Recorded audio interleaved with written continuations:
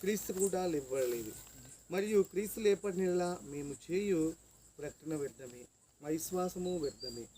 ఆదాము యందు అందరికీ మరణం వచ్చింది, యేసుక్రీస్తు యందు అందరికీ నిత్య జీవం వచ్చింది. హల్లెలూయా. యేసుక్రీస్తు లేచున్నాడు.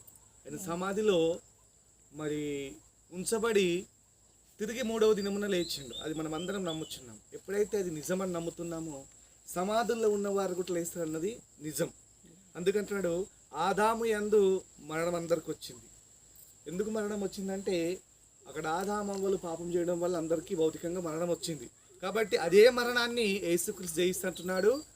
యేసుక్రీస్తు ద్వారా అందరికీ నిత్య జీవం వచ్చింది. హల్లెలూయా. ఎవరైతే యేసుక్రీస్తుని నమ్ముకుంటారో, యేసుక్రీస్తు రక్తంలో కడగబడతారో వాళ్లకు నిత్య జీవం అని బైబిల్ చెప్తుంది. కాబట్టి ఇక్కడ అంటాడు యేసుక్రీస్తు, ఓ మరణమా నీ విజయం ఎక్కడ, ఓ మరణమా నీ ముళ్ళు ఎక్కడ, ఇక మరణాన్ని నేను జయించినని అంటున్నాడు. ఇది మనం కూడా ఈరోజు భౌతికంగా ఈ శరీరం ఇక్కడ ఉంది, ఆత్మ ఇక్కడ ఉందా? ఆత్మ అయితే ఇక్కడ లేదు కదా. అది ఎక్కడి నుండి వచ్చింది అక్కడికే ఆత్మ వెళ్ళిపోతుందండి. కాబట్టి వెళ్ళిపోయిన ఆత్మ యేసుక్రీస్తు రెండవ మారు వచ్చినప్పుడు వెంట పెట్టుకొని వస్తాడు. అంతలోపు మనం ఏం చేయాలని, మనం అంటే నిరీక్షణ కలిగి మారు మనసు పొంది యేసుక్రీస్తు రక్తంలో కడగబడి ఎదురు చూసే సంగమగా మనం ఉండాలి. హల్లెలూయా. అట్టి వారిగా ఉండాలని మనవి చేస్తూ ఇటు మాటలు మనందరి వెనుకల్లో దేవుడు దీవించును గాక. ప్రార్థించుకుందాం.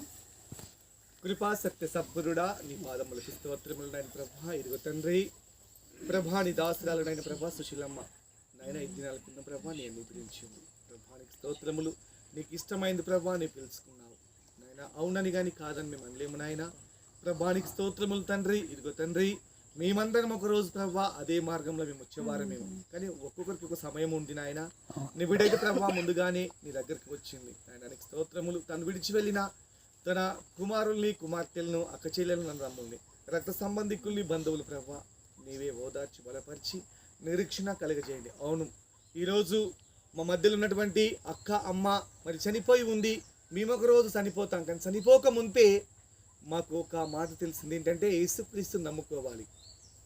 యేసుక్రీస్తు ఏ విధంగా అయితే లేచిండో చచ్చిపోయిన ప్రతి ఒక్కరు కూడా లేపబడతారు అన్నటువంటి వాక్యము ప్రతి ఒక్కరు నమ్మి నాయన ప్రభా నీ యందు విశ్వాసం ఉంచి ప్రభా దయచేయి. ప్రభానికి స్తోత్రములు.